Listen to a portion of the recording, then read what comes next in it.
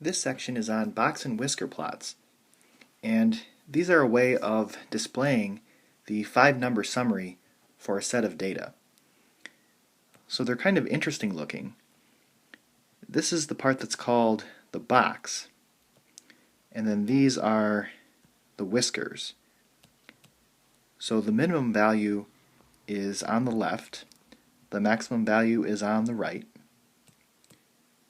Q1, Q2, and Q3 make up the box. So the length of the box is actually the interquartile range, or the middle 50% of the data. Use the following Box-And-Whisker plots to identify the 5-number summary and the interquartile range.